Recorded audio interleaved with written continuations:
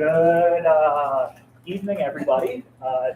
Stormy day in Topsfield today, but we're really excited that you could join us, and we also have folks joining us online as well. You'll be able to view this after the program. You can share it with your friends, whoever might be interested as well. But we have author Jim Nelson here to talk about George Washington's secret navy. Figured it was kind of apropos as we celebrated the 250th anniversary of the Declaration of Independence and also Sale of Boston. None's here for me, so take it away, Jim. Thanks. Well, where's my remote? Where's my clicker? I stole it. Oh no. All right, now I'm equipped. I'm ready to go. All right, yes, as Sean said, thank you very much for coming out on this potentially dark and stormy night, but hopefully it will be worth it. What I want to talk about tonight is I want to take a look at the creation of what was known at the time as the Continental Navy, which will ultimately become the United States Navy, and the sort of two parallel tracks that ran simultaneously in the creation of the Navy. Now, one of the problems that you run into when you're writing history of any sort is trying to get, because obviously you just have to look at a segment of history. You have to sort of decide this is the subject we're looking at, but it's also interconnected. It's very difficult to just extract this one little piece. It's like cutting a piece of warm blueberry pie. You know, you try to make nice cuts, but then the filling all kind of runs side to side. You know, no, it's just my pie. You know, so it's history sort of the same way. It's very difficult to just cleanly extract this one piece. But we're going to look at this part tonight, this creation of the Navy, and sort of how it comes about. The different, like I said, the different parallel tracks that it runs on as it comes to fruition. Now, there are an awful lot of things that I find absolutely fascinating about the story, and this particular period of the American Revolution I find very, very interesting. You know, by the time they were doing this, by the time they were signing the Declaration of Independence, they pretty much figured out what they were doing. They just, okay, you know, this is it. We are fighting for independence now. But a year before that, in the spring of 1775, it wasn't clear at all what the war was about. Nobody was really sure. Some people wanted independence. Some people just wanted representation in the parliament. It wasn't entirely clear.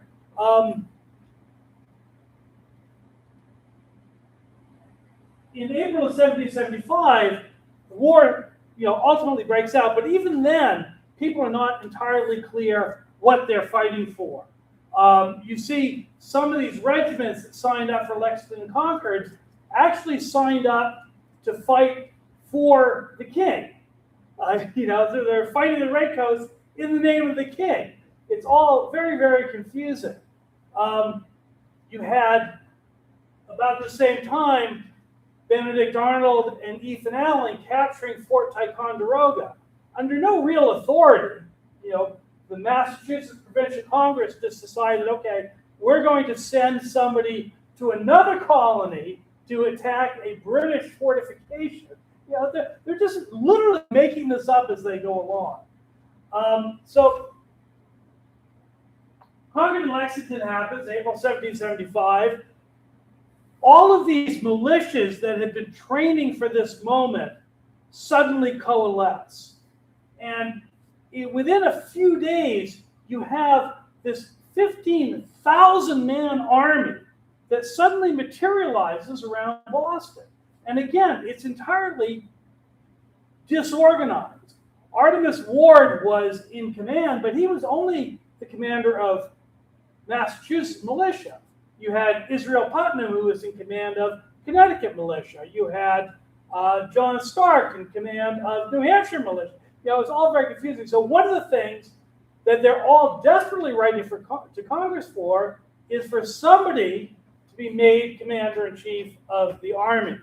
This becomes absolutely crucial. And of course, the person who will be commander-in-chief is George Washington. Now, most people, when they look back at the history of the Revolution, look at Washington, and they think, of course it was Washington. Who else? It was inevitable. There is so much mythology that has grown up around Washington, in the intervening 250 years, that we lose sight of who he actually was. You get all this sort of Parson Weems, I cannot tell a lie nonsense, and all this stories about young Washington. And interestingly, I wrote a book about Benedict Arnold, and I've done a lot of work on Arnold. And with Arnold, you see the exact opposite. You see this mythology that's grown up about how evil he was as a young kid. And just like Washington, we don't really know much at all about Arnold's childhood. We don't know much about Washington's childhood, for that matter. But you see this whole mythology about Washington that grows up. So nowadays it seems obvious that he would be the commander-in-chief, but it was not so obvious at the time. When Washington was named commander-in-chief, he stood up before Congress and he gave a speech, and he said, "I feel a great distress from a consciousness that my abilities and military experience may not be equal to the extensive and important trust." He's saying, I'm aware of the fact that I may not be qualified for this. Now, to some extent, that is simply what an 18th century gentleman did. You don't stand up and say, of course it's me, who else? You showed a little humility, something that seems to be quite lacking nowadays. But on the other hand, Washington wasn't wrong. He wasn't really qualified for this position. He had never led anything more than a regiment. He had been a colonel in the Virginia militia. He didn't have the kind of experience that was called for. I think a lot of people would be surprised to know, again, that Washington was not necessarily the inevitable choice. There were 3 people in the running for the position of commander-in-chief. One of them was one of them was a man named Horatio Gates. The other was Charles Lee. Horatio Gates had been an officer in the regular British Army, had served in the French Indian War. Charles Lee was also a very experienced former British Army officer. Very, very odd guy. Not real big, apparently, on personal hygiene. Very coarse, very self-aggrandizing. At one point, George Washington and Charles Lee visited Abigail Adams and had dinner with her. And Abigail Adams writes to John Adams about the experience. And she is just awestruck by Washington. And she said to her husband, John Adams, "I was struck with General Washington. You had prepared me to entertain a favorable opinion of him, but I thought the half was not told me. Dignity with ease and complacency, the gentleman and the soldier look agreeably blended in him," she says, which must have driven John Adams nuts. He was always very jealous of George Washington. So to have his wife gushing over him like that must have really rankled him. But of Charles Lee, Abigail Adams said simply, "The elegance of his pen far exceeds that of his person." She was not impressed at all. But Charles Lee and Horatio Gates both had considerably more experience in the military line than Washington, and both had their backers who wanted them as commander-in-chief. The problem was that they were British, and that was the one thing that the Continental Congress couldn't get over. The idea of putting someone who was British in command of the American Army. So Washington gets made commander-in-chief over them. And of course, part of it too is the fact that Washington is a Virginian. And the New Englanders were very conscious of wanting to make this a nationwide war. So to have, Charles Lee and Horatio Gates both lived in New England. So to have them put in charge of the Army would have been a problem. Both Horatio Gates and Charles Lee do end up being major generals in the Army, and both end the war in various states of disgrace. They would have actually, despite their experience, made lousy commanders-in-chief, in part because they were British, and they had that British prejudice against American troops. They didn't really believe that Americans could fight redcoats in their heart of hearts. So all throughout the war, while Washington is ready to be very aggressive and take the fight to the British, these guys are always saying, no, let's sort of back off a little. We'll fight a defensive war, because they didn't really think Americans could fight. Now, Washington claimed that he did not want to be made commander-in-chief, and he said that over and over again. I didn't want this, I didn't want this. But whenever he went, whenever he went to Congress, he always went wearing his uniform. So you got to wonder, how much did he really not want to be commander-in-chief if he shows up in his uniform all the time? And it's interesting, one of the little dirty secrets of writing history is that a lot of this is based on very little. For instance, virtually every history book will tell you that Washington wore his uniform to Congress. And I think that's true. But the only source for that is John Adams. In one letter that he writes to Abigail Adams, talking about how Washington always comes in his uniform. So much of this, like I said, is based on not as much as you might think. Much of what we know about the Continental Congress comes from the writing of John Adams. Most of what I know about the Continental Congress comes from watching 1776. And you'd be surprised how much singing and dancing they did. Anyway, so one of the other things that Washington's military knowledge was fairly lacking. He didn't know a lot about artillery. He didn't know a lot about big troop movements. He didn't know about, sort of this kind of open field warfare.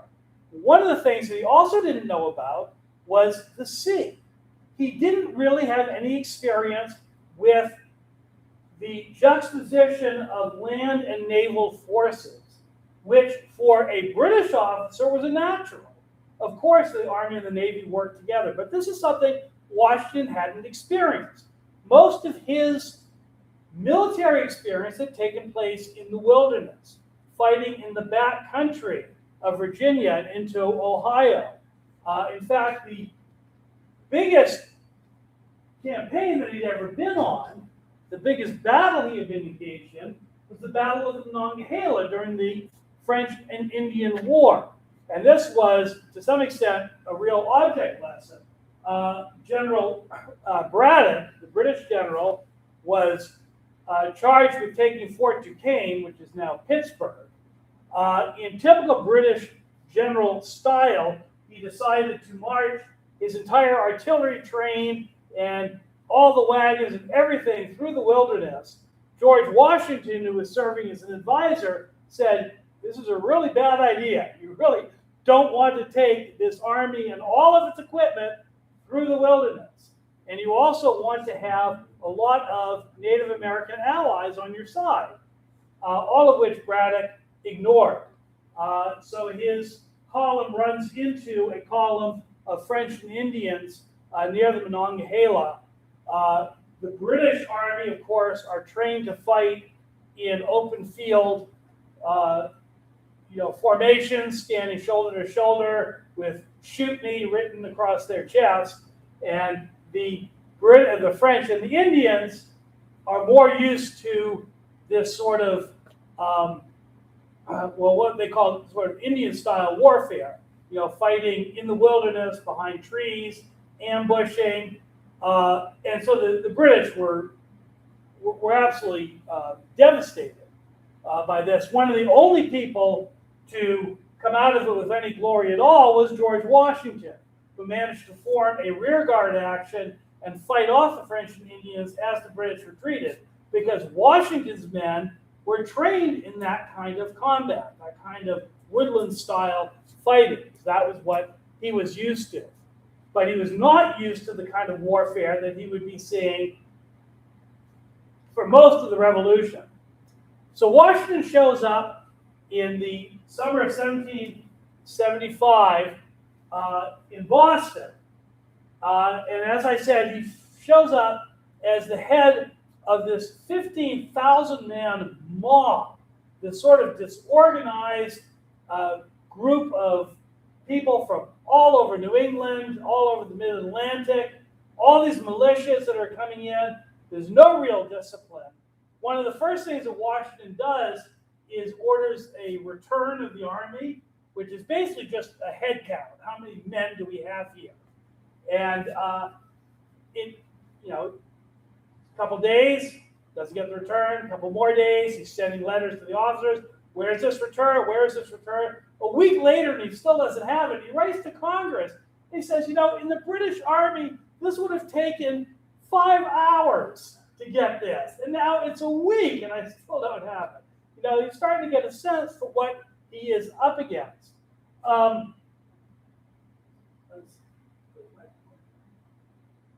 There it is. Okay. So here's Boston in 1775. You see, it is essentially an island. I would argue that there is no city in the United States that is more physically altered in the past 250 years than Boston. At the time, so here's the north end here. This is Roxbury. Here's Dorchester. So you can see Boston is really an island just essentially connected by this narrow neck here. So the British are bottled up here, and the American army, the American lines, stretch all the way around. Of course, the British have taken Bunker Hill and Charlestown by this point, but the American lines stretch all the way around here. And because Boston is so loosely connected to the mainland, it's very easy to lay siege to it. So the Americans have the British completely bottled in. But of course, part of the idea of a siege is you starve the people out. And Washington realizes he can't starve the people out because the sea lanes are open. And the British can always resupply by sea. And he doesn't really think there's anything that he can do about it.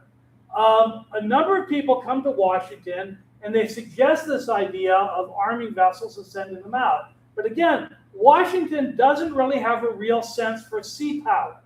And he thinks that this is an impossibility. There's no way he can do it. In Washington's mind, this is what a navy looks like.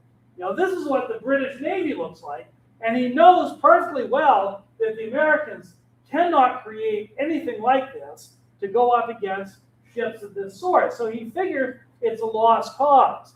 But of course, when Washington comes to New England, suddenly he's surrounded by people who very well know what naval power is all about, who really understand the sea.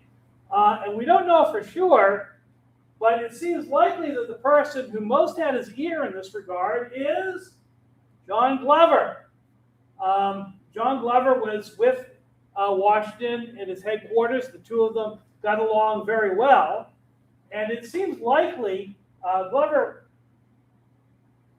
was part of, I'm sure, this part of the world, you probably are quite familiar with John Glover, but he was part of what was considered the codfish aristocracy, one of these men who made his wealth off of the fisheries and off of shipping out of Marblehead. He was the head of the 14th Marblehead Militia, the colonel of militia. They were known as the web-footed militia. They were, sailors to a man. You see this guy back here. They're wearing the short jackets, typical of sailors in the period, slop trousers. He's very much dressed like a sailor. And of course, whenever Washington, throughout the course of the war, would need any kind of maritime activity, he would call on the Marbleheaders. So it seems likely that Glover was the one who said to Washington, look, you don't need big capital ships. You don't need ships the line to do what needs being done. These are unarmed merchantmen. All you need are small vessels, small schooners with a couple of cannons on them to stop these unarmed merchant ships coming in and out of Boston. And Glover says, all you need is a schooner, and as it happens, I have one I can rent you. He had a little schooner named the Hannah, which he rented to Washington. Washington, part of Washington's genius was the fact that he could learn. He wasn't like Braddock or a lot of these British officers who were so hidebound that they weren't going to learn from anyone. They knew what they knew, and that was it. That's what got Braddock in trouble, because he wasn't going to listen to any locals about how he should move through the woods. Washington wasn't like that. He could learn from others. He could learn from his mistakes. And this is one of those examples.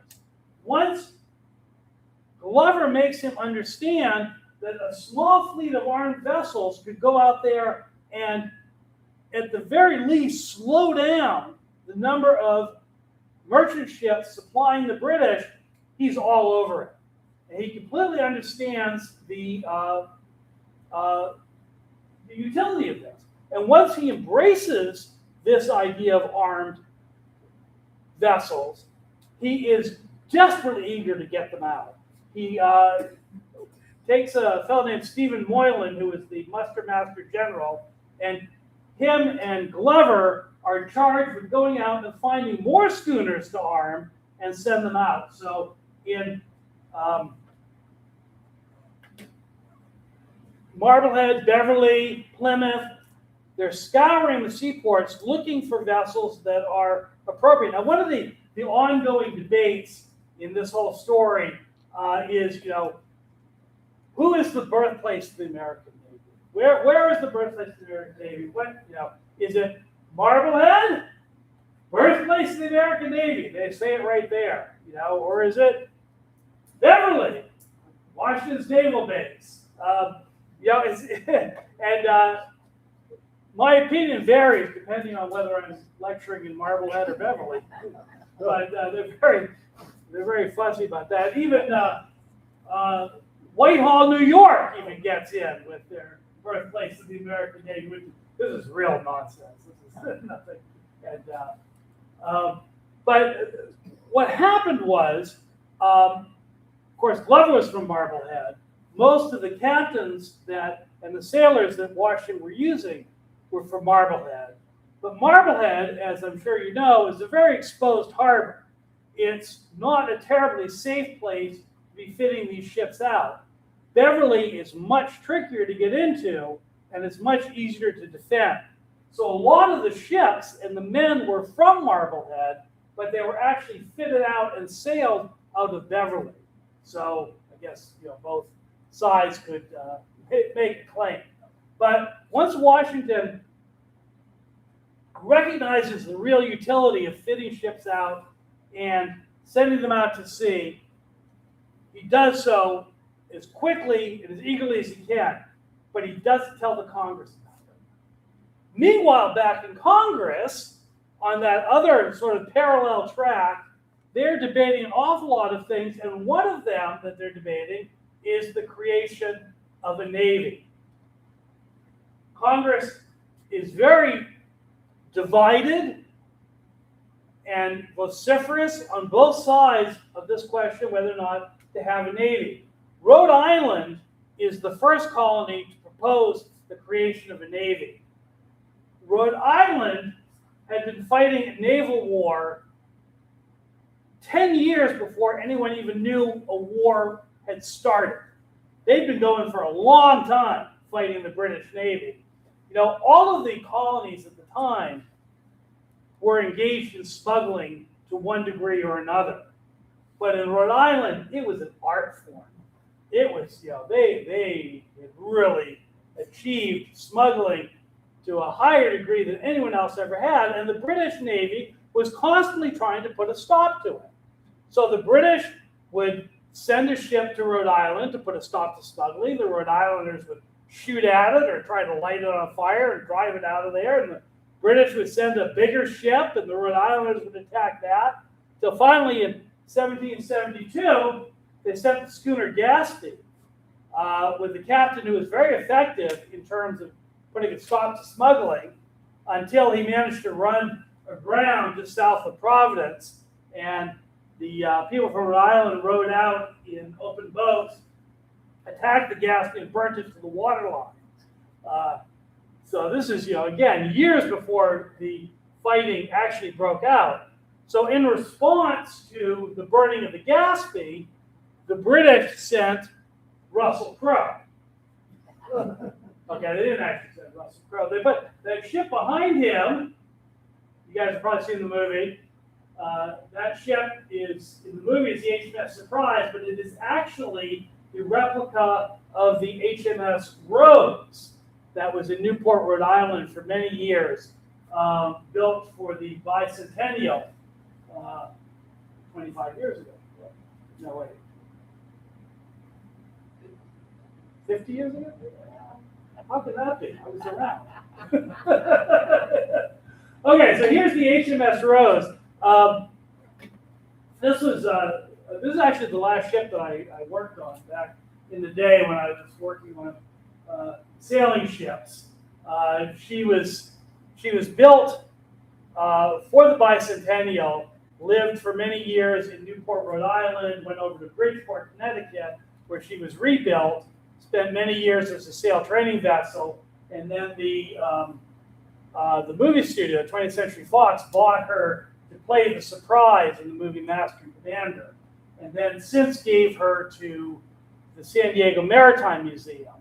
And the Maritime Museum just announced last week that they were not going to invest any more money in her. She's too far gone, and they're not sure what's going to happen to her, but that is kind of code for we're probably going to take her out and sink her.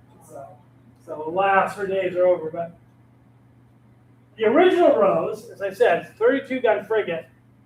This ship, the Rhode Islanders were not about to burn down.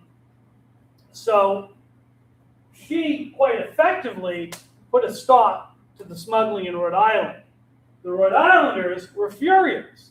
So when the Continental Congress convened and were debating the idea of creating a navy, Rhode Island was the first one there. They wanted a navy to drive this ship out so they could keep smuggling.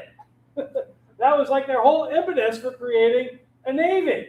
A lot of the members of Congress were extremely skeptical of this whole idea of creating a navy for a number of reasons.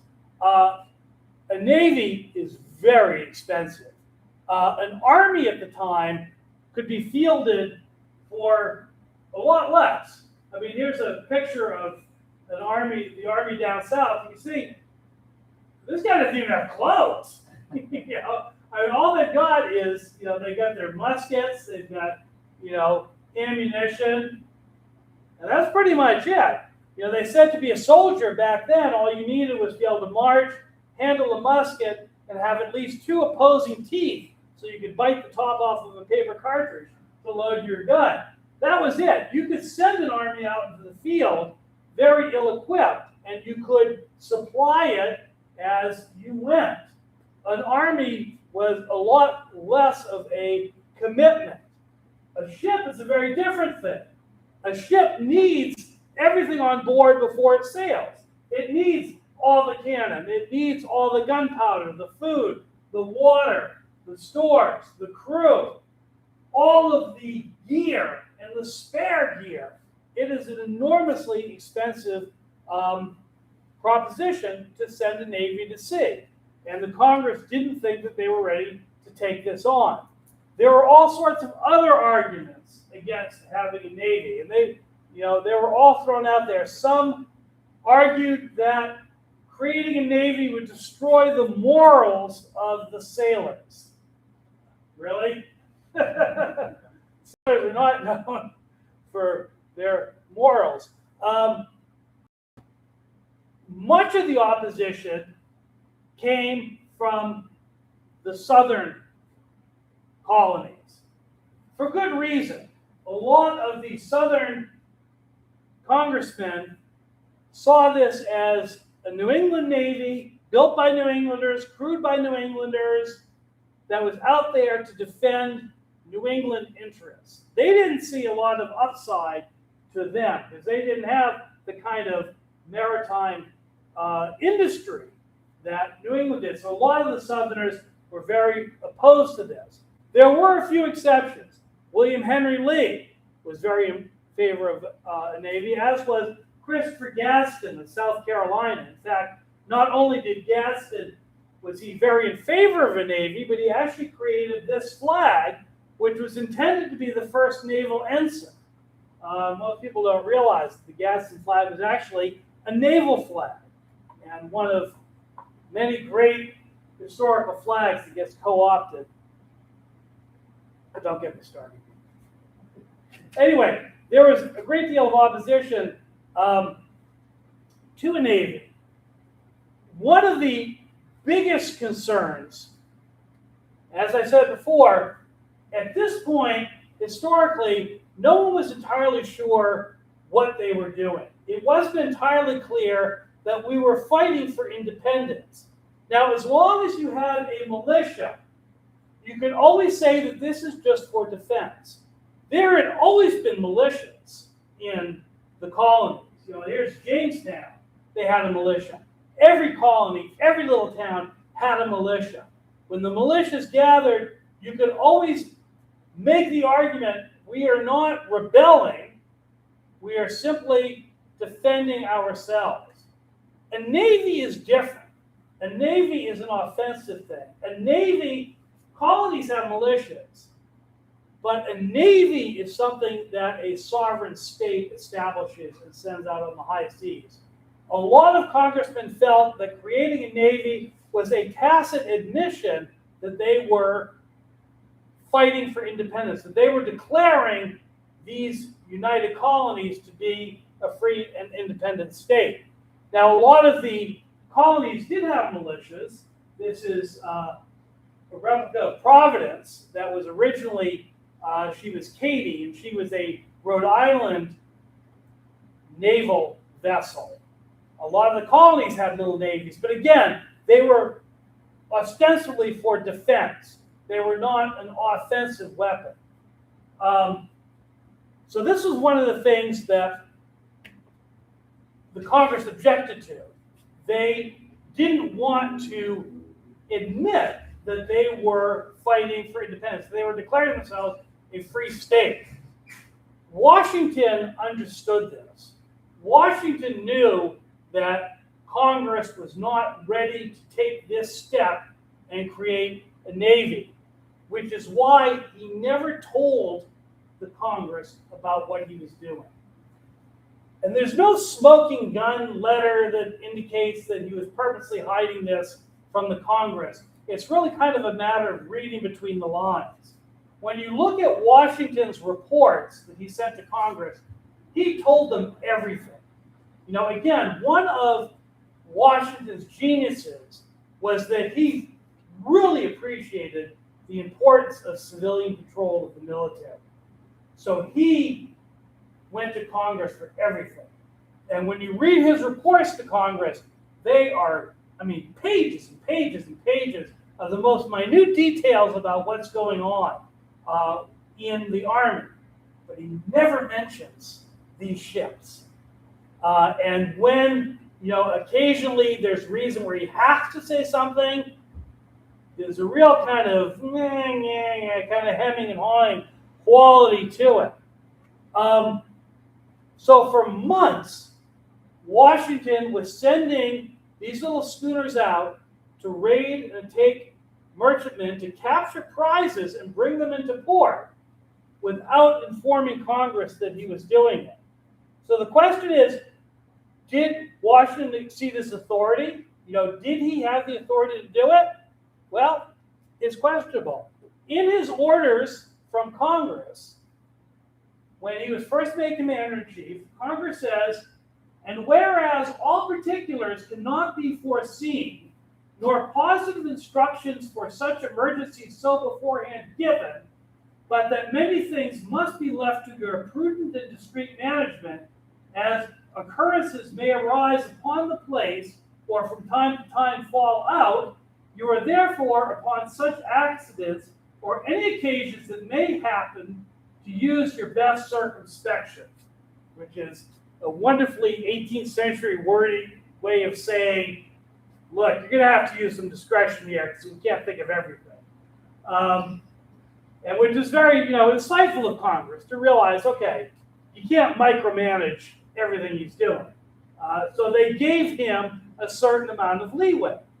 And Washington took that leeway and decided that creating this fleet was going to be one of the things that he would have to use his discretion, an emergency that they could not foresee, which is a little iffy, frankly. So Washington is sending these ships out, they're taking prizes, they're bringing them in. Of course, when a prize was taken, you needed a prize court to decide whether or not it was legitimate, whether this ship that was captured was legitimate. And there were no prize courts really set up because Congress hadn't established this sort of thing. So Washington is starting to accumulate all of these captured vessels in all of these little seaport towns around Massachusetts, and he doesn't know what to do with them. And finally, it gets to the point where he has simply got to inform Congress about this because it's getting out of hand. He's got to have some kind of official way of dealing with these prizes. Now, one of Washington's qualities was that he was an enormously lucky guy. And you can see that throughout the Revolution. He never got touched. And this was not a guy who hung to the back when the bullets were flying. He was right in the middle of it. He never got touched. He had horses shot out of him. He had bullets through his clothing. Never got touched. Here's another example of Washington's luck. Because just about this time, Congress gets word that there are two, what they call North Country brigs. A brig is just a two-masted sailing ship, loaded with military stores bound for Quebec. They get this intelligence from one of the sea captains, one of the local sea captains. And they realize, now here is a great opportunity. Okay, these two ships that are just ripe for capture, heading for Quebec. And all we need is to send out a couple of armed vessels to grab them. So the pro-Navy faction, Gadsden, John Adams, Isaac Hopkins, these guys, they recognize that this is their opportunity. So they get the Congress to agree to arm a couple of vessels and send them out after these two North Country brigs. And then they push it a little bit and say, well, and maybe any other ship that you happen to find. You can capture that one too. And the Congress goes for this. And that was October 13th of 1775. That's what the Navy considers the day of their birth. Congress, once they've decided this, writes to Washington and tells him to find a couple of ships and put some cannons on them and send them out. The very day that they write is the same day that Washington writes to Congress telling him that he's done exactly that thing. The letters literally cross as they're going from one to the other. So by the time Washington informs Congress that he's done this thing, Congress is desperately eager for him to do it. So was Washington's little Navy a game changer? Not really. They did manage to make life a lot harder for the British. They moved America toward the establishment of a navy. They created a corps of naval officers who would go on to serve in the Continental Navy. They made one capture that was of enormous importance. It was a ship called the Nancy. In case you're wondering, those two North Country brigs that they sent out for, they never caught them. In fact, that whole thing turned out to be a disaster. But they did capture one ship. It was called the Nancy. John Manley, who lived in Marblehead and Boston. He lived in both because he had a wife in both, and it was more convenient to move between the two. He really was sort of the first naval hero of the United States. He captured this ship. It was absolutely loaded to the gills with military supplies. And he captured it without a shot fired, brought it into Massachusetts. It rejuvenated the Army. You know, this is fall of 1775, where things are really starting to get a little ugly. It's starting to get cold. People are starting to get sick of laying siege to the British. People are leaving. Suddenly, they get this influx of military supplies from this capture, and it really rejuvenates the people around Boston. One officer said, if you had made a list of everything the Army needed, that's exactly what was on board the Nancy, with gunpowder, muskets, bullets, flints, a mortar, just all of this incredible thing. So that was a very important thing. And the other thing that was important about this was the beginning of Washington's understanding of the importance of naval power. And he will finally come to realize that. And he'll realize that naval power was so crucial. You know, he lays siege to the British in Boston, and then they just sail away. And they show up in New York, and then they sail away from there, and they show up at Chesapeake. They can just sail anywhere they want. They can just, he can fight them forever and never lose, but he's never going to beat them as long as he has this Navy, as long as they have the Navy, as long as they have control of the sea. They can just disappear over the horizon. So when France finally comes into the war, Washington is clear there's only two things he wants from the French. He wants money and he wants ships. That's it. Don't send any more French officers. I've got plenty of French officers, do not want them. Other than Lafayette, the rest of them can all go away. Money and ships, Washington recognizes, are the things that are absolutely crucial to winning the war. So that is how the American Revolution went to sea. Thank you very much. If anyone has any questions, I can probably make something up.